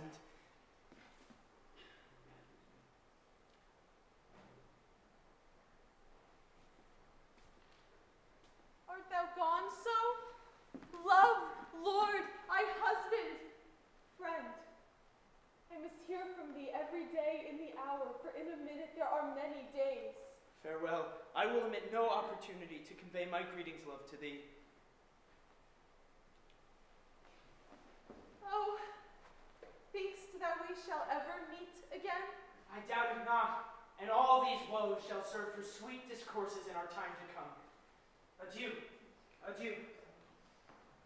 Oh, fortune, fortune, all men call thee fickle. If thou art fickle, what dost thou with him that is renowned for faith? Be fickle, fortune, for then I hope thou wilt not keep him long, but send him back. Ho, daughter, are you up? Who is that calls? Is it my lady mother? Is she not down so late or up so early? What unaccustomed cause procures her hither? Why, how now, Juliet? Madam, I am not well. Evermore weeping for your cousin's death. What wilt thou wash his grave with tears. And if thou couldst not make him live. Therefore have done. Some grief shows much of love, but much of grief shows still some want of wit. Yet let me weep for such a feeling loss. So shall you feel the loss, but not the friend which you weep for. Feeling so the loss, I cannot choose but ever weep the friend. Well, girl, thou weeps not so much for his death as that the villain lives which slaughtered him. What villain, madam? That same villain Romeo. Villain, and he be many miles asunder. God pardon, I do with all my heart, and yet no man like he doth grieve my heart. That is because the traitor lives. Aye, madam, from the reach of these my hands, would none but I might venge my cousin's death. We will have vengeance for it. Fear thou not, then weep no more. I'll send to one in Mantua, where the same banished runagate doth live, shall give him such an unaccustomed dram that he shall soon keep Tybalt's company. And then I hope thou wilt be satisfied. Indeed, I never shall be satisfied with Romeo till I behold him.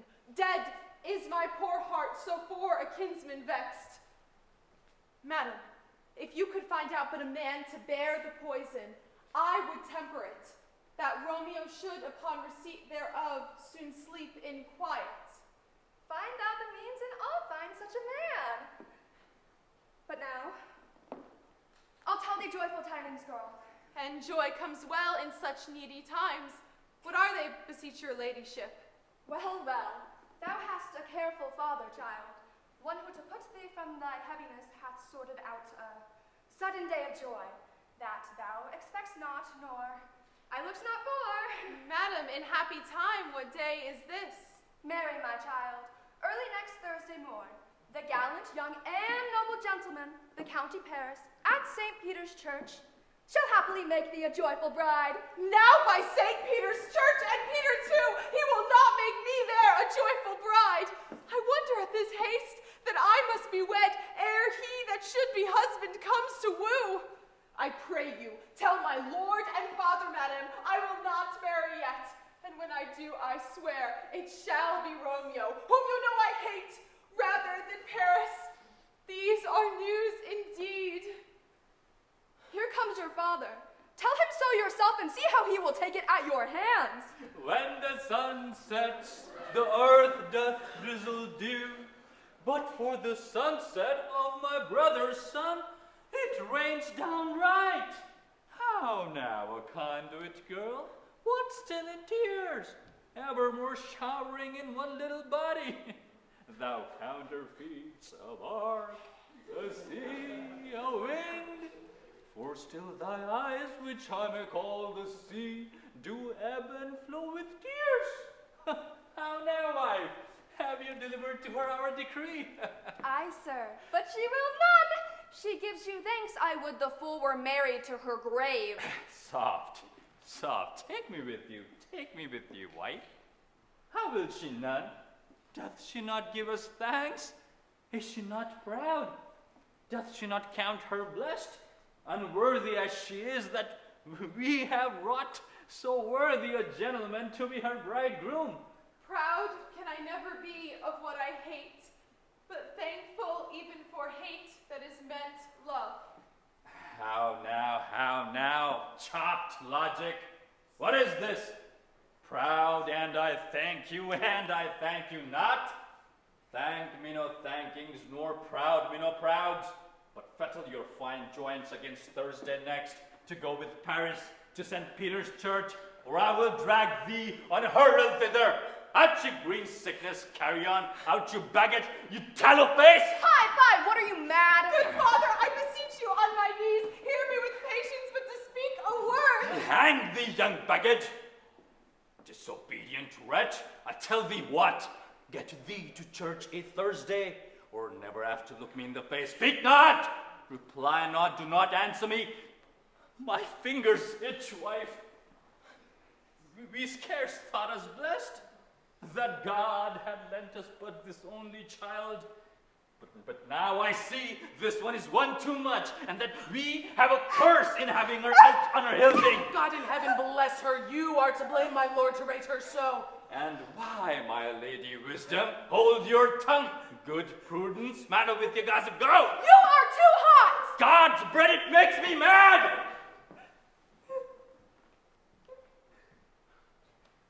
Day, night, hour, ride, time, work, play, alone, in company, still my care has been to have her matched.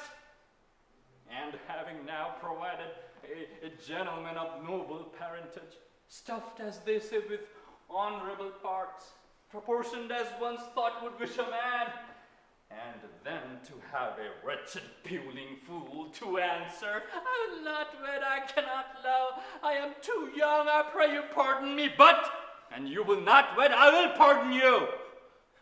Graze where you will, you shall not house with me. Look to it. Think on, I do not use to jest. Thursday's near. Lay hand on heart, advise, and you be mine.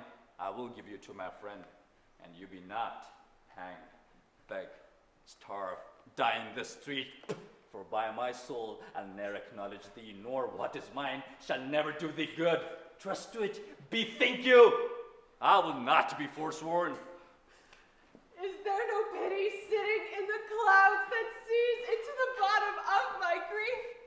Oh, sweet, my mother cast me not away. Delay this marriage for a month, a week, or if you do not, make the bridal bed in that dim monument where Tybalt lies. Talk not to me, for I'll not speak a word. Do as thou wilt, for I have done with thee.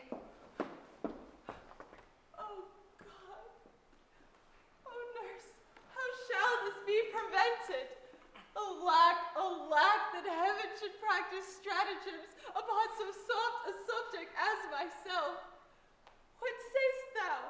Hast thou not a word of joy, some comfort, nurse? Faith, here it is. Romeo is banished, and all the world to nothing, that he dares ne'er come back to challenge you, or if he do, it needs must be by stealth.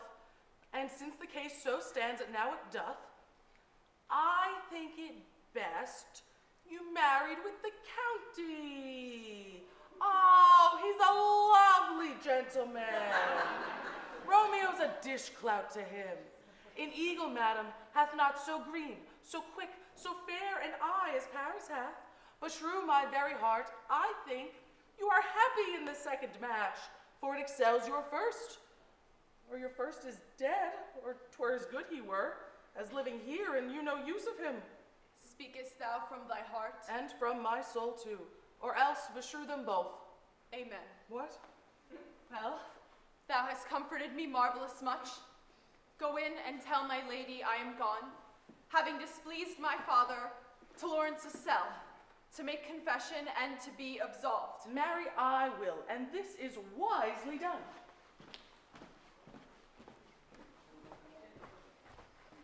Ancient damnation, almost wicked fiend, go, counselor, thou and my bosom henceforth shall be twain.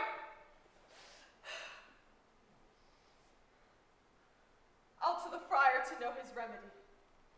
If all else fail, myself have power to die. On Thursday, sir. Thursday. The time is very short.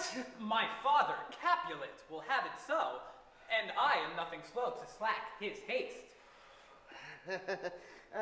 You say you do not know the lady's mind? Uneven is this course.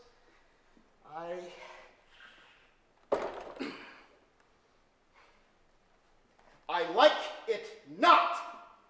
Immoderately she weeps for Tybalt's death, and therefore have I little talked of love, for Venus smiles not in a house of tears.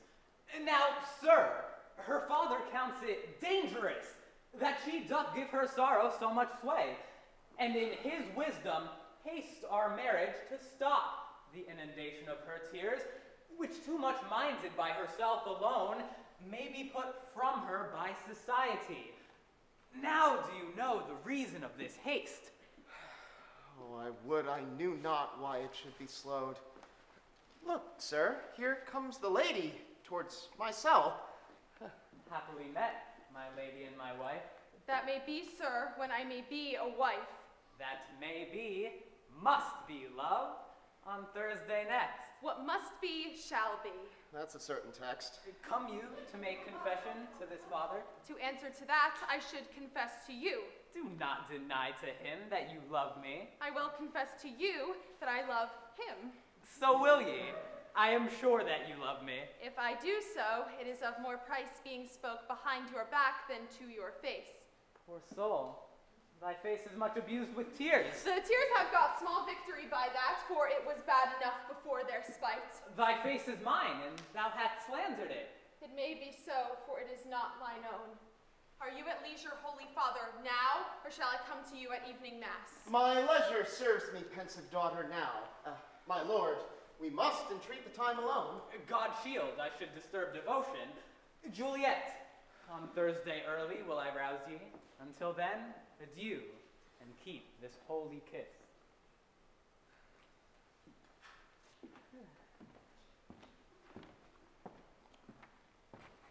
Oh, shut the door. I already know thy grief. It streams me past the compass of my wits. I hear thou must, and nothing may prorogue it, on Thursday next be married to this county? Tell me not, friar, that thou hearest of this, unless thou tell me how I may prevent it. God joined my heart, and Romeo, thou our hands, and ere this hand by thee to Romeo sealed shall be the label to another deed, or my true heart, with treacherous revolt, turn to another, this shall slay them both. Therefore, out of thy long experienced time, give me some present counsel. Be not so long to speak. I long to die. If what thou speak not of remedy. Hold, daughter. I do spy a kind of hope. If rather than to marry County Paris, thou hast the strength of will to slay thyself, then is it likely thou wilt undertake a thing like death to chide away this shame. And if thou darest, I'll give thee remedy. Oh, bid me leap rather than marry Paris from off the battlements of any tower, or walk in thievish ways, or bid me lurk where serpents are, chain me with roaring bears, or hide me nightly in a charnel house, or recovered quite with dead men's rattling bones. And I will do it, without fear or doubt, to live an unstained wife to my sweet love. Hold then. Go home, be merry, give consent to marry Paris. Wednesday is tomorrow. Tomorrow night, look that thou liest alone. Take thou this vial, being then in bed, and this distilling liquor drink thou off. When presently through all thy veins shall run a cold and drowsy humor, for no pulse, no warmth, no breath shall testify thou livest.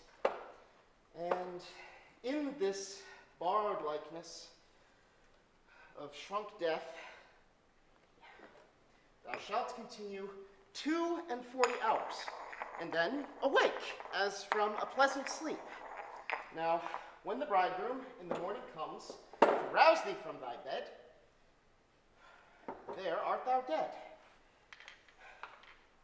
And as the manner of our country is, thou shalt be borne to that same ancient vault where all the kindred of the Capulets lie. In the meantime, against thou shalt awake, shall Romeo, by my letters, know our drift.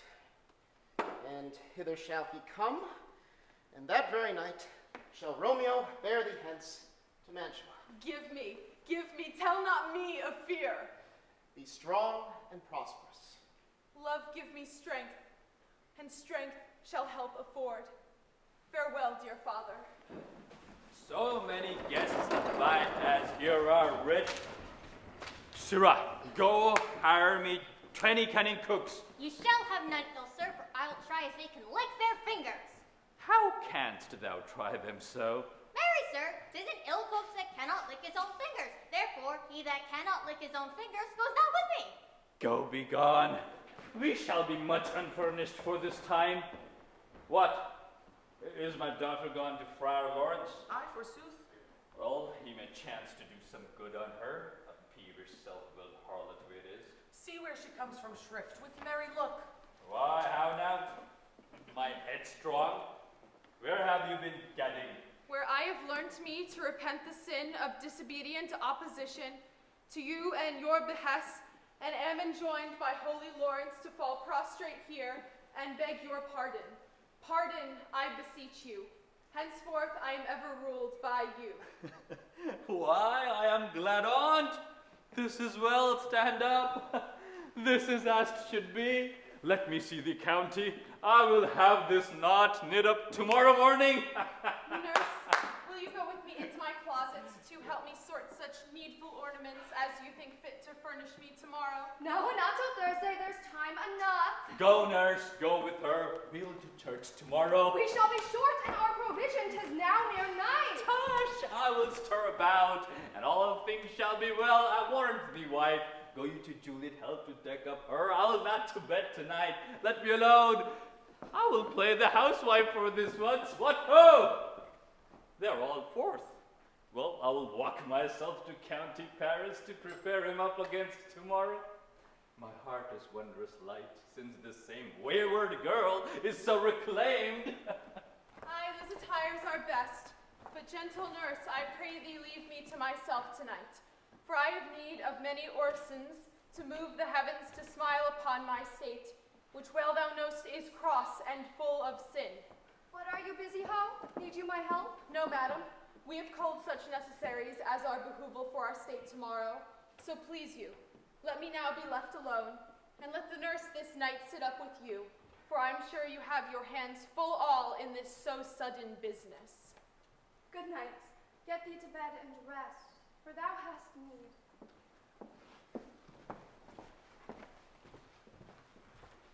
Farewell. God knows when we shall meet again. I have a faint, cold fear thrills through my veins that almost freezes up the heat of fire. I'll call them back again to comfort me. Nurse! What should she do here? My dismal scene. I needs must act alone. Come, vial. What if this mixture do not work at all? Shall I be married then tomorrow morning? No, no, this shall forbid it. Lie thou there. What if it be a poison that the friar subtly hath ministered to have me dead, lest in this marriage he should be dishonored, because he married me before to Romeo? I fear it is. And yet methinks it should not, for he hath still been tried a holy man.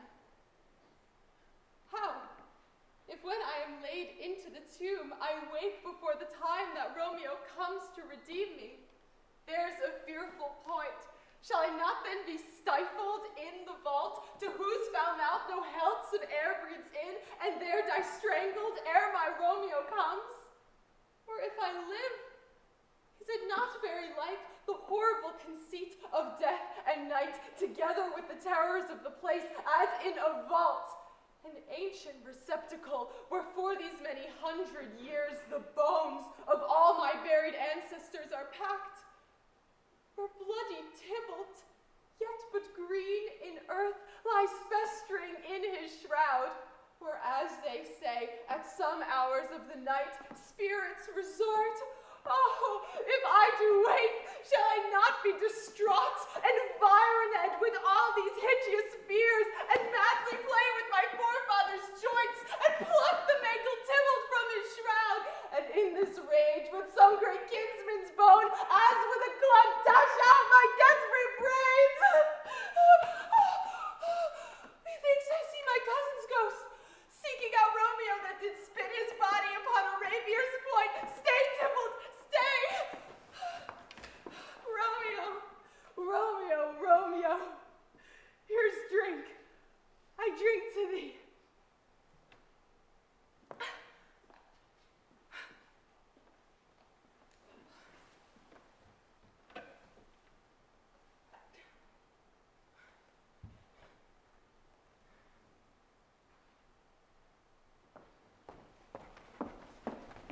Hold! Take these keys and fetch more spices. Nurse! they call for dates and quinces in the pastry.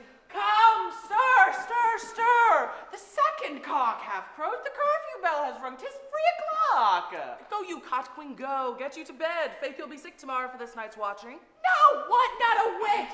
I have kept watch all night ere now, and ne'er been sick. What? I have been a mouse hunt in your time. The county will be here with music straight, for so he said he would. I hear him near. Go, waken Juliet, go and trim her up. I'll go and chat with Paris. Hi, make haste, make haste. The bridegroom, he has come already. Make haste, I say. Mistress, what mistress? Juliet! Fast I warned her she. What lamb? What lady? By you slug a bed. What, not a word? You take your pennyworths now. Sleep for a week. For I warrant the Count of Paris hath set up his rest that you shall rest but little. God forgive me, marry and amen. How sound is she asleep? I must needs wake her. Madam! Madam! Madam! What? Dressed and in your clothes and down again? I must needs wake you. Lady! Lady! Lady! Alas, alas, help, help, my lady's dead. Oh, well a day that ever I was born. Some agua vitae, home, my lord, my lady. What noise is here? Oh, lamentable day. What is the matter? Look, look, oh, heavy day. Oh me. Oh me. My child, my only life revive. Look up or I will die with thee. Help, help, call help. For shame, bring Juliet forth, her lord is come. She's dead, deceased, she's dead, alack the day. Alack the day, she's dead, she's dead, she's dead. Let me see her.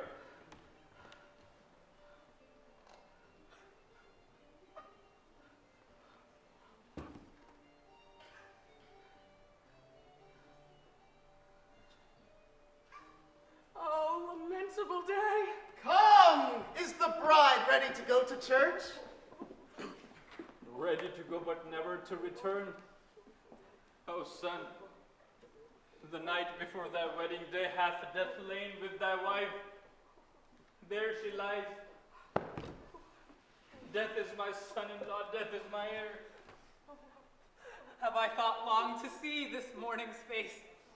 And doth it give me such a sight as this? But one poor and loving child. But one thing to rejoice and solace in, and cruel death hath catched it from my sight. Oh, woe, oh, woeful, woeful, woeful day. Peace, hope, for shame, confusions. Heaven and yourself had part in this fair maid. Now heaven hath all, and all the better is it for the maid. Your part in her you could not keep from death, but heaven keeps his part in eternal life. Dry up your tears, and stick your rosemary on this fair corpse, and, as the custom is, all in her best array bear her to church. Sir, go you in, and madam, go with him, and go, Sir Paris. Everyone, prepare to follow this fair corpse unto her grave. The heavens do lower upon you for some ill. Move them no more by crossing their high will. Faith, we may put up our pipes and be gone. Honest good fellows, put up, for well you know this is a pitiful case. Come, we'll in here. Tarry for the mourners, and stay dinner.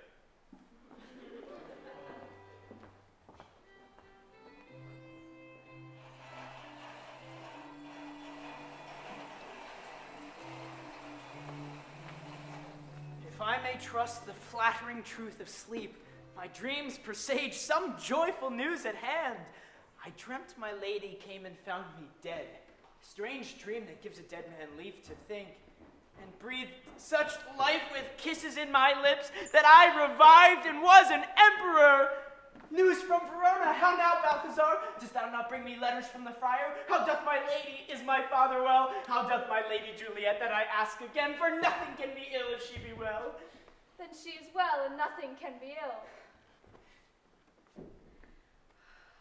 Her body sleeps in Keppel's monument. Her immortal part with angels live. I saw her laid low in her kindred's vault, and presently took post to tell it you. Oh, pardon me for bringing this ill news, since you did leave it from my office, sir. Is it even so? Then I defy you, stars. Thou knowest my lodging. Bring me ink and paper, and hire post horses. I will hence tonight. I do beseech you, sir, have patience. Your looks are pale and wild, and do import some misadventure. Tush, thou art deceived. Leave me and do the thing I bid thee do. Hast thou no letters to me from the friar? No, my good lord. No matter, get thee gone, and hire those horses. I will be with thee straight. Well, Juliet, I will lie with thee tonight. Let's see for means. Oh, mischief, thou art swift to enter in the thoughts of desperate men. I do remember an apothecary, and if a man did need a poison now, there lives a caitiff wretch that would sell it him. Holy Franciscan friar, brother, help! This same should be the voice of Friar John. Welcome from Mantua. What says Romeo? Going to find a barefoot brother out. One of our order to associate me here in the city, visiting the sick, and finding him, the searchers of the town, suspecting that we were both in a house where the infectious pestilence did reign, sealed up the doors and would not let us forth, so that my speed to Mantua there was stayed. Who bore my letter then to Romeo? I could not send it. Here it is again. Nor get a messenger to bring it thee. So fearful were they of infection. Unhappy fortune! By my brotherhood, the letter was not nice, but full of charge, of dear import, and the neglecting it may do much danger.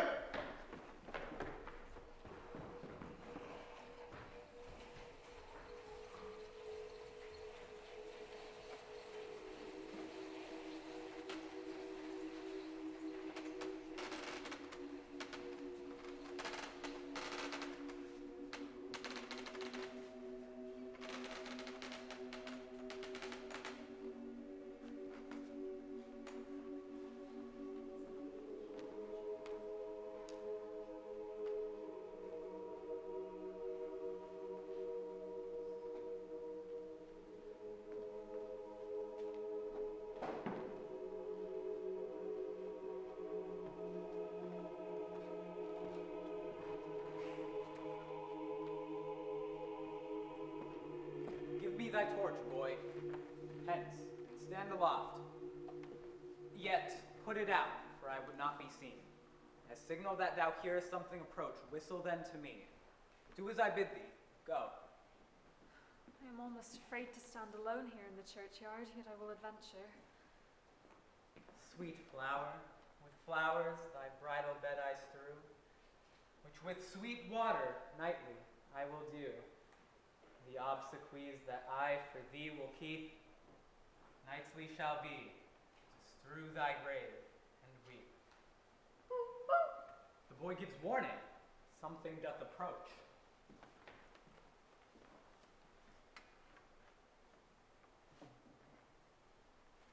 Stop thy unhallowed toil, vile Montague.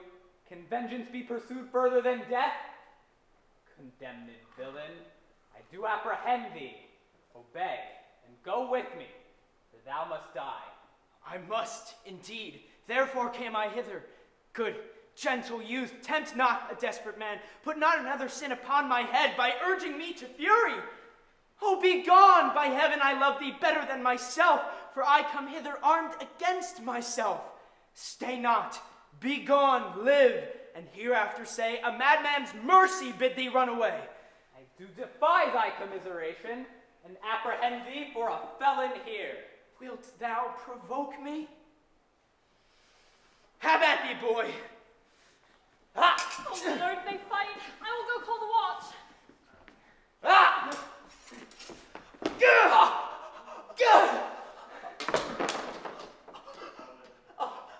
I am slain. If thou be merciful, bury me here. Lie me with Juliet. faith, I will. Let me peruse this face.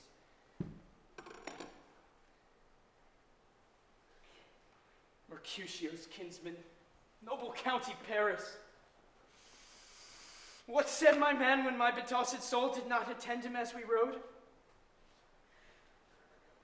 I think he said Paris should have married Juliet. Said he not so, or did I dream it so? I will bury thee in a triumphant grave.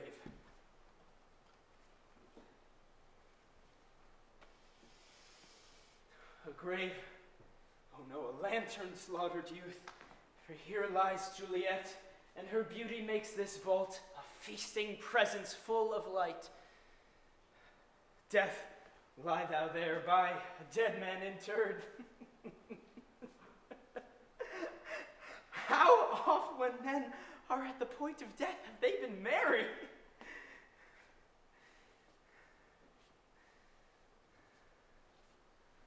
Oh, my love, my wife.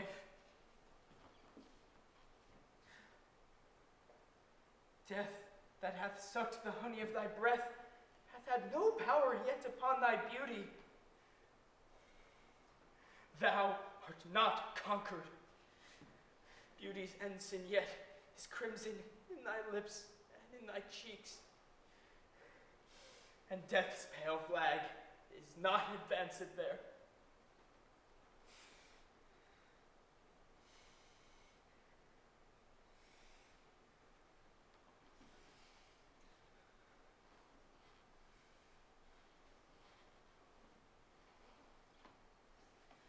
Tybalt, liest thou there in thy bloody sheet?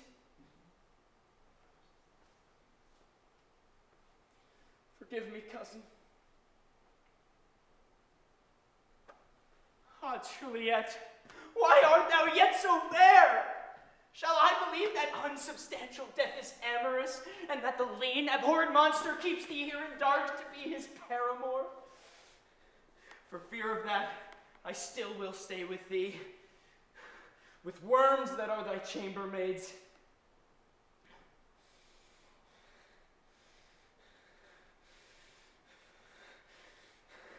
Here's to my love.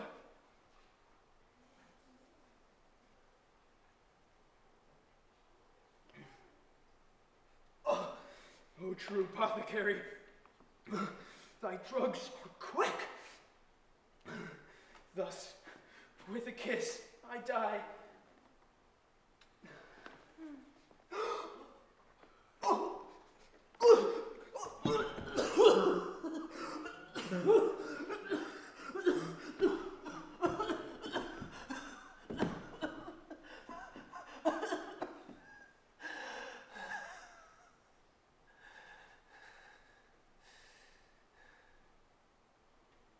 Who's there?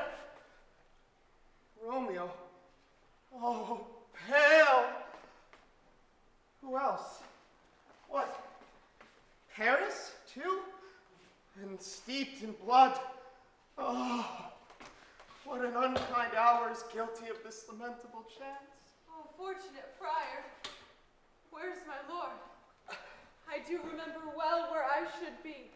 And there I am. Where's my Romeo? A greater power than we can contradict hath thwarted our intents. Come, come away.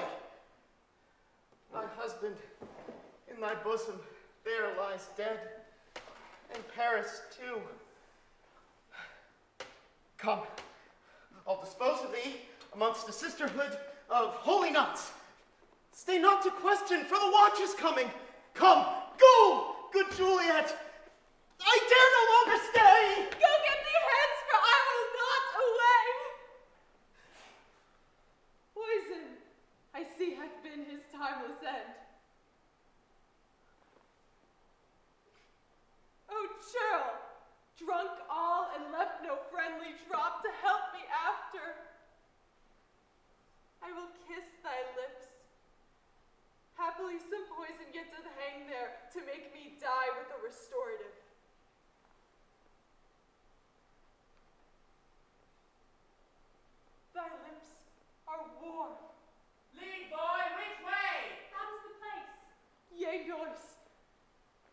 be brief.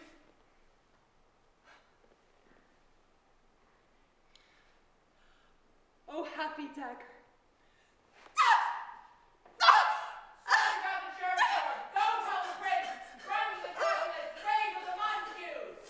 This is thy sheath. There rest and let me die.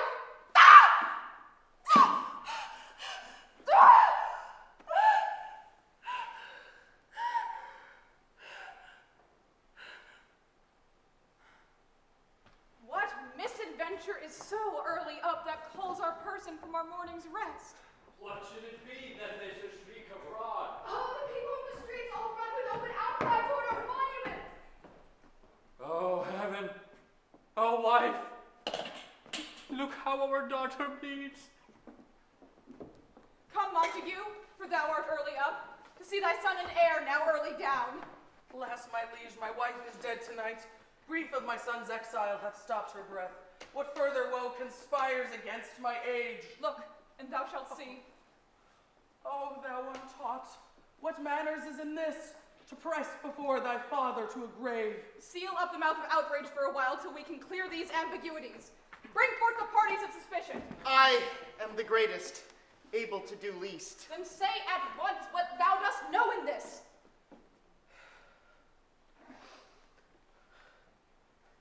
Romeo, there dead, was husband to that Juliet. I married them, and their stolen marriage day was Tybalt's doomsday, whose untimely death banished the new-made bridegroom from the city, for whom, and not for Tybalt, Juliet pined. You would have married her perforce to County Paris. Then comes she to me, and with wild looks bid me devise some means to rid her of this second marriage. Then gave I her, so tutored by my art, a sleeping potion, which wrought on her the form of death. Meantime I writ to Romeo, but he which bore my letters, Friar John, was stayed by accident, and yesternight returned my letter back. Then all alone went I to take her from her kindred's vault. But when I came, here untimely lay the noble Paris and true Romeo dead. She wakes, and I entreated her come forth, but a noise did scare me from the tomb, and she, too desperate, would not go with me, but, as it seems, did violence on herself. Where's Romeo's man? What can he say to this? I brought my master news of Juliet's death, and in post he came from Mantua. This letter herely bid me give his father. Give me the letter, I will look on it. Sirrah, what made your master in this place? He came with flowers to strew his lady's grave. Anon came one with light to ope the tomb, and by my master drew on him, and then I ran away to call the watch. This letter doth make good the friar's words. Where be these enemies? Capulet? Montague? See what a scourge is laid upon your hate, that heaven finds means to kill your joys with love, and I, for winking at your discords too, have lost a brace of kinsmen. All are punished. Oh, brother Montague, you give me thy hand. This is my daughter's jointure, for no more can I demand. But I can give thee more, for I will raise her statue in pure gold, that whiles Verona by that name is known, there shall no figure at that rate be set than that of true and faithful Juliet. As rich shall Romeo by his lady lie. Poor sacrifices of our enmity. A glooming peace this morning with it brings. The sun for sorrow will not show his head. For never was a story of more woe than this of Juliet and her Romeo.